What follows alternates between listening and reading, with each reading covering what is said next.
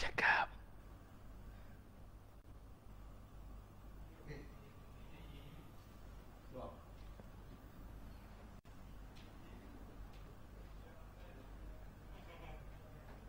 Bismillahirrahmanirrahim. Assalamualaikum warahmatullahi wabarakatuh. Alhamdulillah rabbil alamin. Wassalatu wassalamu ala asyrafil anbiya'i wal mursalin wa ala alihi wa sahbihi ajma'in. Ashhadu an la ilaha illallah wahdahu la syarikalah wa ashhadu anna Muhammadan abduhu wa rasuluh. Allahumma salli ala Muhammad wa ala ali Muhammad. Rabbi syrah li sadri wa yassir li amri wa hlatan min lisani yafqahu qawli, amma ba'du. Alhamdulillah, syukur kita pada Allah Subhanahu wa taala. Kembali kita membicarakan satu kupasan ilmiah dalam siri pengajian Pondok Maya Nur Fattah. Kali ini saya membicarakan tajuk yang sama, Wahai Anakku, Hikmah Surah Luqman, siri yang keempat, yang mana kita akan kupas daripada ayat yang ke-16 surah Luqman. Sebelum ini kita bicarakan tentang pesanan Luqman Al-Hakim kepada anaknya, iaitulah jangan menyekutukan Allah Subhanahu wa taala. Yang kedua, berbuat baiklah kepada ibu dan ayah kita selagi mana mereka tidak menyuruh kita melakukan perkara-perkara yang syirik pada Allah Taala. Dan kali ini kita bacakan pula firman Allah Subhanahu wa taala dalam surah Luqman ayat yang ke-16. A'udzubillahi minasyaitonirrajim. Ya bunayya innaha in taku misqala habbatin min hardalin fatakun fi sahrah aw fis samawati aw fil ardi ya'ti bihallah. Innallaha latifun khabir. Wahai anakku, kata Luqman, sesungguhnya jika ada sesuatu sebesar biji sawi dari dalam batu ataupun semua langit ataupun di bumi, wahai anakku, sesungguhnya jika ada sesuatu perbuatan sekalipun seberat biji sawi yang ia tersembunyi di dalam batu sebesar atau di langit ataupun di bumi, nescaya Allah akan memberinya balasan. Sesungguhnya Allah Maha Halus lagi Maha Teliti. Ini surah Luqman ayat yang ke-16. Yang dimaksudkan ialah sesuatu amalan. Sesuatu amalan dan usaha, sesuatu jasa kebajikan sebesar biji sawi dari dalam batu. Biji sawi ni dia halus sangat, sebesar zarah. Kan siapa yang biasa tanam pokok tahulah biji sawi itu besar mana, ya. Kalaulah biji sawi itu terletak di dalam batu sehingga tersembunyi, tidak ada orang lain yang menampaknya, ataupun di semua langit, terletak jauh di salah satu daripada langit yang 7 tingkat, ataupun di bumi, tersembunyi di antara entah di mana, tak ada orang pun yang tahu, tak ada orang pun yang peduli, kerana sebesar biji sawi sangatlah halusnya, nescaya Allah akan mendatangkannya. Maknanya kalaulah biji sawi yang kecil itu dia tersembunyi dekat atas langit, ataupun tersembunyi di bawah bumi, ataupun tersembunyi dalam batu, orang semua tak tahu pun, dan orang tak hirau pun, tak adalah orang nak mencari kan. Cuba cari mana biji sawi tu, tak ada orang cari benda tu. Maknanya benda tu orang tak kisah pun, ya. Orang tak kisah pun biji sawi tu ada kat mana pun, ya. Niscaya Allah akan mendatangkannya. Maka amalan yang kecil sebesar biji sawi itu, yang jauh tersembunyi dalam batu sehingga tak ada orang yang melihatnya ataupun mengetahuinya, bahkan entah lebih jauh lagi, terletaknya di antara salah satu langit yang 7 tingkat, ataupun di muka bumi yang mengandungi 5 benua dan lautan besar, manusia tidak tahu, namun Allah SWT tahu juga. Maknanya perincian kat sini ialah, kalau seorang tu buat kebaikan yang langsung manusia tak tahu, tak ada seorang pun cerita tentang kebaikan dia, tapi sebenarnya di sisi Allah, Allah tahu kebaikan itu walaupun ia tersembunyi. Sama ada dalam hati kita, kita niat yang baik, sangka baik pada orang, maka ini jugalah merupakan perkara yang diketahui oleh Allah Subhanahu wa taala. Sebab dia adalah pemilik kita. Dia pemiliknya yang maha mengetahui. Sebab itu jika berbuat baik, janganlah semata-mata ingin hendak diketahui oleh manusia. Niat kita kena betul. Bila cerita tentang niat ini tuan-tuan, puan-puan, para penonton yang dirahmati Allah sekalian, cerita pasal niat ini satu benda yang tersembunyi, yang hanya kita dan Allah Ta'ala sahaja yang tahu. Bermaksud, kalaulah kita memandang orang lain melakukan sesuatu kebaikan, kita jangan kata hati dia pula, tantah nak menunjuk lah tu kan, nak meriak lah tu, dia nak orang cakap baik-baik pasal dia lah tu, nak pujian lah tu. Maka hal ini sebenarnya tak patut. Siapa kita yang nak mengatakan niat dan hati dia? Makna benda ini tersembunyi, ini hak Allah. Kita pula yang bersangka buruk pada dia, ini sifat mazmumah. Maka perlulah kita hindarkan sifat begini. Sebab itu jika berbuat baik, janganlah semata-mata ingin hendak diketahui oleh manusia. Sebab tidaklah dapat semua manusia mengetahui semua amal usaha kita. Haraplah penghargaan daripada Allah Subhanahu Wa Taala sendiri yang akan dapat menilai dan menghargainya. Manusia ni sebenarnya kalau kita buat baik, kan, kita cerita ke orang atau kita tunjuk kebaikan kita, orang lama-lama meluat. Tak habis-habis kan nak buat baik dia tu. Tak habis-habis nak menunjuk dia baik. Orang meluat. Tapi Allah Ta'ala, bila kita buat kebaikan, Allah Ta'ala lebih suka kita. Dia perhati hati kita. Manusia sampai setakat pujian. Oi, bagusnya awak ni, tahniah lah, semualah. Tapi dalam hatinya ada hasad. Ini sifat manusia. Ya? Maka lebih baik kita sembunyikan. Ada juga kebaikan yang perlu kita tunjulkan. Misalnya untuk membawa atau mendorong orang lain supaya mengikuti jejak kebaikan tu.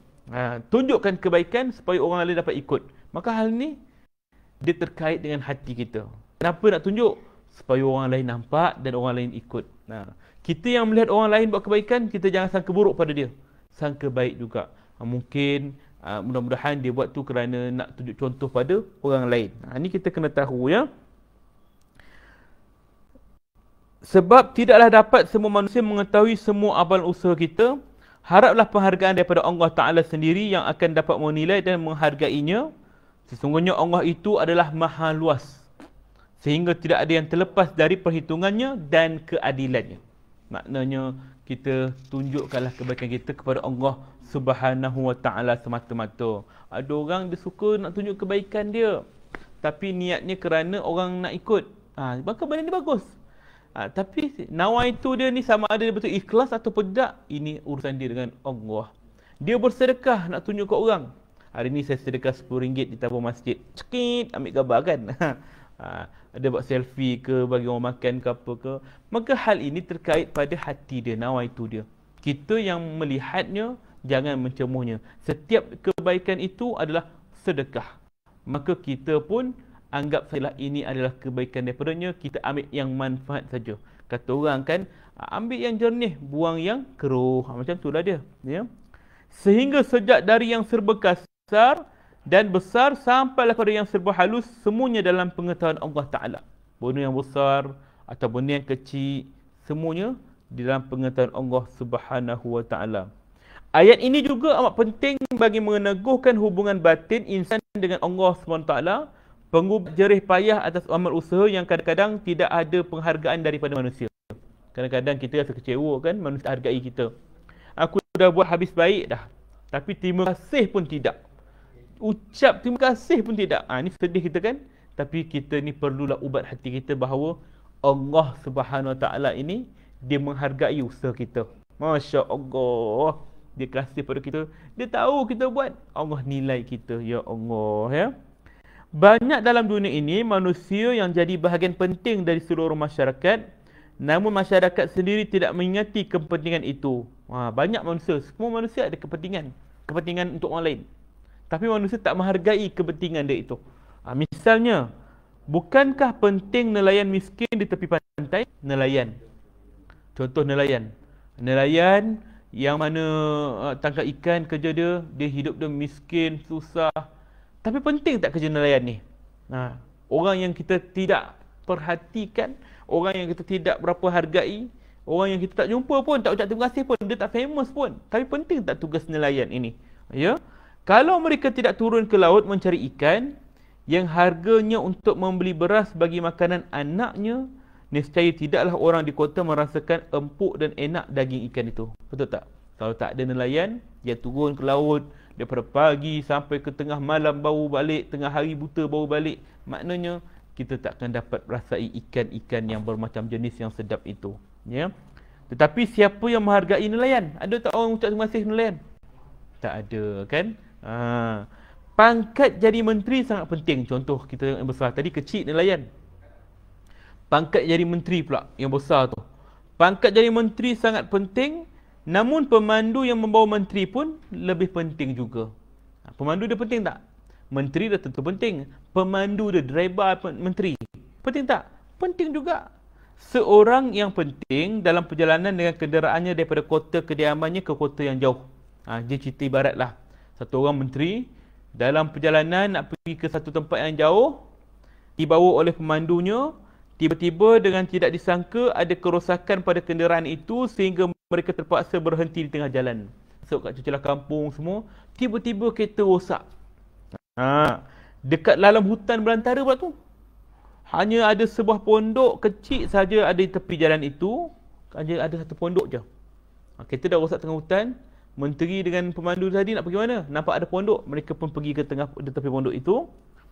Orang penting itu dan keluarganya dan pemandu terpaksa berteduh di rumah orang itu. Padahal panas sangat terik. Tapi kerana tak ada pilihan, terpaksa juga berteduh dalam pondok tadi tu. Pondok usang tadi, kan? Lalu anak perempuan kecil dari pemilik pondok membawa sebuah kendi tanah ke hadapan orang-orang yang terpaksa berhenti itu dan mempersilakan mereka minum. Dalam pondok tu ada keluarga yang miskin. Anak perempuan dia bawa keluar kendi. Kendi tanah tu macam jug lah yang buat daripada tanah liat tu, kan. Bawa air, nak minum tuan, bagi dia minum. Ya. Oleh kerana sangat haus, air itu mereka minum juga. Bayangkan agak terdesak, mana ada fresh orange, mana ada apple juice, mango juice ke, apa-apa sajalah yang biasa dia minum. Itulah yang dia ada yang masak tu, tak masak tak tidak. Air ni tak tapis ke tidak, guna kowe ke kuku ke ya ke tidak, kan? Tak ada dah. Tapi sebab haus, mereka juga minum air itu. Anak itu merasa sangat bahagia kerana orang-orang kota yang berpakaian kemas itu sudi meminum pemberiannya. Maknanya tentulah budak dia seronok. Air yang dibagi tadi, menteri minum. Ya Allah, seronoknya hati dia, kan? Maka air seteguk hanya suatu amalan kecil. Nampak tak? Air yang dia bagi tu satu amalan kecil lah. Biasalah orang bagi air minum waktu haus, kan? Kecil je amalan tu. Orang tak pernah cerita pun, oh dia ni bagi aku air lah. Jarang orang cerita pasal tu, kan? Namun hal yang kecil itu pun tercatat di sisi Allah Subhanahu Wa Taala, sebagaimana sabda Nabi sallallahu alaihi wasallam, "Lau anna ahadakum ya'malu fi sahratin samma laisa laha babun wala quwwatun la kharaja amaluhu linnasi kainan man kana." Kalau sesungguhnya seseorang kamu beramal di dalam batu granit. Batu granit, batu yang orang dalam tanah. Batu granit, batu yang tanah yang dalam tu. Ada padanya pintu dan tidak ada padanya lubang. Beramal dalam batu granit tu batu gua lah kurang, kan? Tak ada pintu, tak ada lubang nak keluar. Namun amalnya itu akan keluar juga kepada manusia bagaimana jua pun adanya. Maknanya amal itu sendiri walaupun sembunyi, manusia akan tahu juga. Hadis buat Imam Ahmad yang mana bermaksud kita buat kebaikan ini macam mana sekalipun orang akan tahu juga, kan? Misalnya waktu kita mati nanti, seorang cerita kebaikan. Oh, si Pola ni baguslah dulu waktu hidup ni, dia sukalah bagi aku ni, dia tolong aku ni susah, aku ni buat apa nama tak mampu, dia bantu aku ni dalam keadaan kekeringan, dia tolong bantu aku. Macam-macam benda akan cerita terbuka. Sebab apa? Allah Ta'ala yang akan memasyhurkan dirinya. Janganlah kita berusaha nak memasyhurkan diri kita, ya, kerana fitnah itu mudah dihinggapi kepada orang yang sengaja mencari kemasyhuran. Kita elakkan kemasyhuran ini. Kemasyhuran itu akan datang sendiri bila kita mengikut syariat Allah Subhanahu Wa Ta'ala. Ya. Pernah satu ketika dahulu ada seorang yang mengajak saya untuk menyertai satu program TV lah, kan? Saya tak nak sebut lah program apa. Dia cerita tentang realiti dakwah dan sebagainya. Maksudnya masuk TV, saya masuk macam pertandingan lah. Dia kata, masuklah ustaz, bagi peluang ni, kata. Saya rujuk guru saya memang tak minat pun, tapi kita rujuk guru saya kata, ni masuk pertandingan ni boleh ke tidak ni kan? Keluar TV ni, masyhur kata dia. Dia kata, kita kalau baru berjalan, jangan terus berlari, kata dia. Saya ingat lagi. Kalau kita baru berjalan, jangan terus berlari. Sebab kalau tersadung, jatuh sakit, kata dia. Habis macam mana? Mulalah daripada bertatih mula berjalan akan jogging sikit, kemudian barulah berlari. Maka bila berlari dengan cara begitu, kita tahu start langkah kita berhati-hati sebab kita tak gopah-gapah. Maka perjalanan kita pun akan lancar. Demikianlah kata-kata dia, bermaksud dia melarang saya menyertai sebarang program begitu. Alhamdulillah, saya pun tak sertai je pun. Ya, lihat sekarang ni banyak fitnah-fitnah yang datang.